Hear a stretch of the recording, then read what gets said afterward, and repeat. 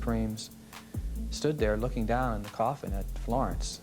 I mean, and there were probably no words to express the sadness that they both felt at what had occurred, yet they never spoke to each other.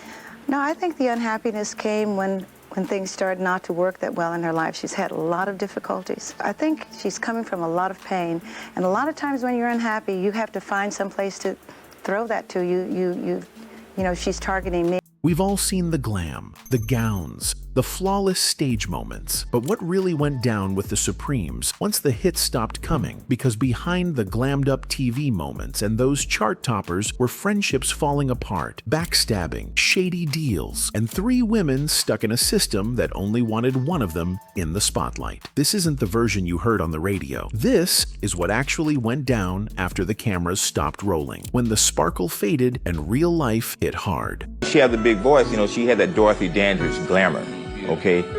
And Dorothy Dandridge and Lena Horne, that was the it for us, you know.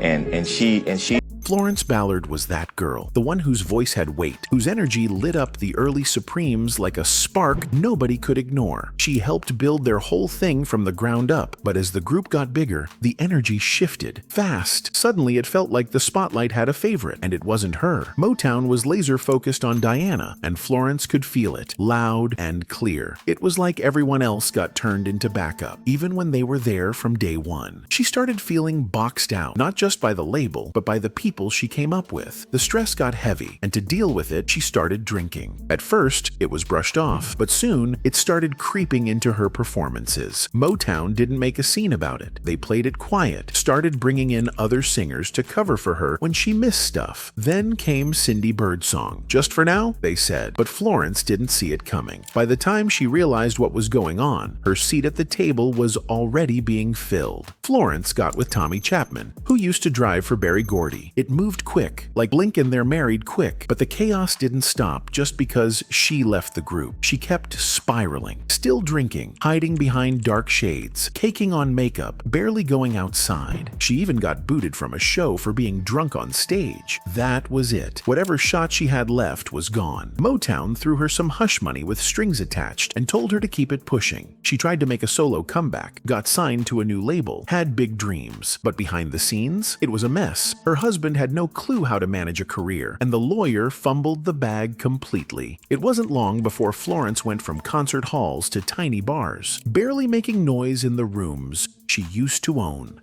It was not easy because to see Diane moving on and to see Florence, her whole, not just her life, I mean her soul. Florence's soul was totally in.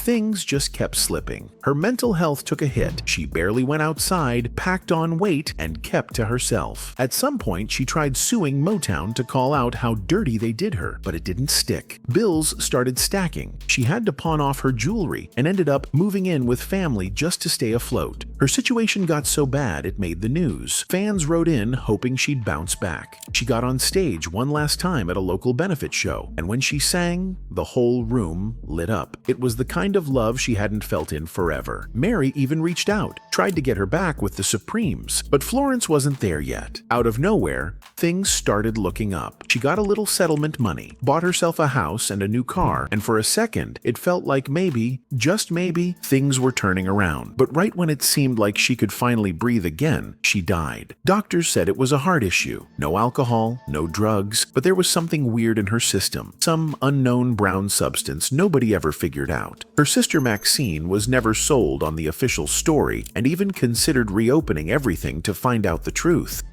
The two, Supremes stood there looking down in the coffin at Florence. I mean, and there were probably no words to express the sadness that they both felt at what had occurred, yet they never spoke to each other. While Florence faded into the shadows, Mary was stepping into her own kind of battle, this time with the very woman she'd once called a sister.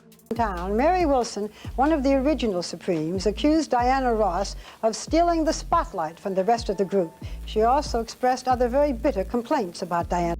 Mary and Diana weren't just co-workers in matching gowns. Their whole thing was messy. part friendship, part low-key rivalry, and a bunch of hurt that never really got sorted. On stage, they looked locked in, but behind all the fake smiles and camera-ready poses, it was complicated. Mary eventually dropped her side in a book, and she let it all out. She saw Diana as someone who didn't just want to shine. She wanted the whole spotlight to herself. Once they started blowing up, Diana allegedly started pulling slick little moves to stand out. Last-minute outfit swaps, sliding to the front during TV gigs, all that subtle stuff. Then Motown came through and slapped Diana's name across the group, like the rest were just backup dancers. That said everything without saying much. Mary felt like all that attention chasing came from deep insecurity, the need to always be seen, always be chosen. But it didn't just affect the group, it hit her personally. She said Diana even tried to flirt with her man, and for Mary, that was a wrap. The friendship already had cracks, but that one cut deep. Later on, when talks of a Supremes reunion started floating around, it looked like a chance to bring it full circle, until the money convo started. Diana was lined up to take home the big check, while Mary and Cindy were being offered crumbs. Mary saw it as pure disrespect. Like after everything they built, she was still being treated like an afterthought. She said what she needed to say, loud and clear. But Mary didn't just sit around waiting on Diana. After the group split, she did her own thing, dropped a solo album, made music on her terms, didn't smash the charts, but it showed a different side of her. She kept performing around the world, whether in front of packed rooms or more intimate settings. She also became a legit author. Her memoir wasn't just some glossy tell-all. It was raw and gave people the behind-the-scenes mess they never saw. It blew up. She followed it with more books, mixing personal stories with the glam and fashion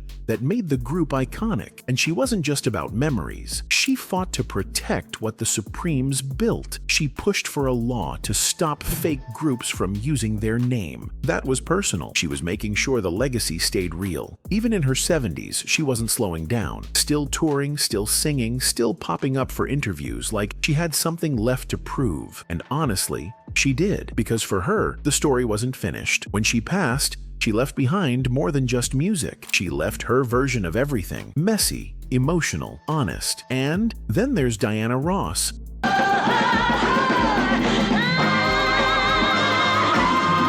The Supremes felt more like family than co-workers, but Diana had bigger plans. Group fame wasn't cutting it anymore. She wanted the spotlight all to herself. She wanted to tell her story, her way, with no one else taking up space in the frame. Leaving the group was a massive gamble, but she didn't take it alone. Motown was in her corner. So was Berry Gordy. And when her debut solo album dropped, the message was loud. She wasn't just stepping out, she was taking over. That album gave her the anthem. And with that one track, she set the tone for her next chapter. More dramatic, more personal, more Diana. Then she made the jump to film. Playing Billie Holiday was no small move, but she pulled it off and got all the flowers from critics. People started seeing her as more than just a singer. She followed that up with roles in Mahogany and The Wiz, showing she wasn't trying to stay in anyone's lane. Even when the movies didn't blow up at the box office, they still hit in a cultural way. She stayed unbothered and unstoppable. The music didn't slow down either. She dropped banger after banger and was constantly on the move, touring across the world, headlining massive shows, and turning herself into one of the most recognizable names in music. Whether it was solo tracks or duets, Diana knew how to stay in rotation. She even hit stages like Central Park and the Super Bowl. She was everywhere. But behind all the awards and gowns, things weren't always as perfect as they looked. The pressure of being the Diana Ross was brutal. She talked about how the stress started messing with her body. Her jaw would lock, she couldn't eat, and she was shrinking fast. Even the smell of food made her sick. She was running on fumes, emotionally and physically.